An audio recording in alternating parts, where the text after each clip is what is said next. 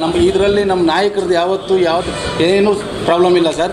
ಇಲ್ಲಿ ನಮ್ಮಲ್ಲಿದ್ದಂಥ ಸ್ನೇಹಿತರು ನಮ್ಮ ಜೊತೆ ಮಾಡಿ ನಿಮ್ಗೆ ವೋಟ್ ಮಾಡ್ತೀವಿ, ನಾವು ಕಾಂಗ್ರೆಸ್ ಪಕ್ಷಕ್ಕೆ ವೋಟ್ ಮಾಡಿ ಅಂತ ಅವ್ರು ಹಳ್ಳ ತೊಳಿದ್ವು ನಮ್ಮನ್ನು. ನಮ್ಮ ನಾಯಕರು ಯಾರು ನಮ್ಮನ್ನು ಕೈ ಬಿಡಲಿಲ್ಲ. ನಮ್ಗೆ ನಮ್ಮ ಪಕ್ಷದಲ್ಲಿ ಯಾರ್ಯಾರು ಇದ್ವೋ ನಾವು ಯಾರು ಟೂರ್ ಹೋಗಿರ್ಲಿಲ್ವಲ್ಲ, ನಾವೆಲ್ಲ ಹೋಟ್ಲಲ್ಲಿ ಇದ್ವಿ. ಯಾರಾದ್ರೂ ಎಸ್ಕಾಟ್ ತೊಗೊಂಬಂದ್ವ ನಾವು? ಇಲ್ಲಲ್ಲ, ಅವರೊಬ್ಬರು ಒಬ್ಬೊಬ್ಬರೇ ಬಂದು ಸಿಂಗಲಾಗಿ ವೋಟ್ ಮಾಡಿದ್ರಲ್ಲ. ನೀವು ಕಾಶ್ಮೀರಲ್ಲಿ ಇಟ್ಟಂಥವ್ರು ಯಾರು? ಇದೇ ನಮ್ಮ ಸಂಸದರು ಇವತ್ತು ಈ ಥರ ಎರಡು ಕೈ ಹಿಡ್ಕೊಂಡು ಕರ್ಕೊಂಬಂದರು. ನೀವು ಗಮನಿಸಿದ್ದೀರಾ? ಈ ಸ್ಥಿತಿ ಯಾವತ್ತಾದ್ರೂ ಇತ್ತ? ನಗರಸಭೆಯಲ್ಲಿ ಇತ್ತ ಈ ಸ್ಥಿತಿ? ಏರ್ಫೋರ್ಸಲ್ಲಿ ಬಾಡಿ ಗಾರ್ಡ್ ಹಾಕ್ಕೊಂಡಿದ್ರು. ನಾವು ಯಾರಾದರೂ ಹೋಗಿದ್ವಾ ಏರ್ಪೋರ್ಟ್ಗೆ? ಅವತ್ತು ಹಿಂದಿನ ದಿವಸ 11ನೇ ತಾರೀಕು ರಾತ್ರಿ 9:30-10 ಗಂಟೆಯಲ್ಲಿ ನಾವು ನಮ್ಮ ಮಿನಿಸ್ಟ್ರು ಜೊತೆಯಲ್ಲಿದ್ವಿ. ಈ ಸದಸ್ಯರೆಲ್ಲ ಬೇರೆ ಕಡೆ ಕುಳಿತಿದ್ರು, ನಾವು ಮಾತಾಡ್ತಾಯಿದ್ವಿ. ಸೀತಾರಾಮು ಇದ್ದರು ನಮ್ಮ ಜೊತೆಯಲ್ಲಿ.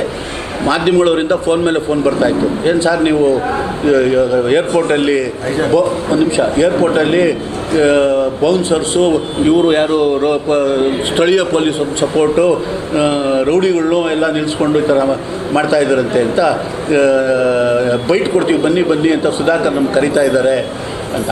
ಆ್ಯಕ್ಚುಲಿ ಕರ್ಕೊಂಡು ಬಂದಿರೋದು ಬೌನ್ಸರ್ಗಳು. ನಮ್ಗೆ ಯಾರು ಬೌನ್ಸರ್ಗಳು ಪರಿಚಯನೇ ಇಲ್ಲ. ನಾವು ಯಾರನ್ನ ಮದುವೆಗಳ ಮನೆಗಳಲ್ಲೆಲ್ಲ ಹಿಂಗೆ ಅಂತಾರಲ್ಲ ಕೈ, ಅವ್ರನ್ನ ಅಂದ್ಕೊಂಡಿರೋದು ನಾವು.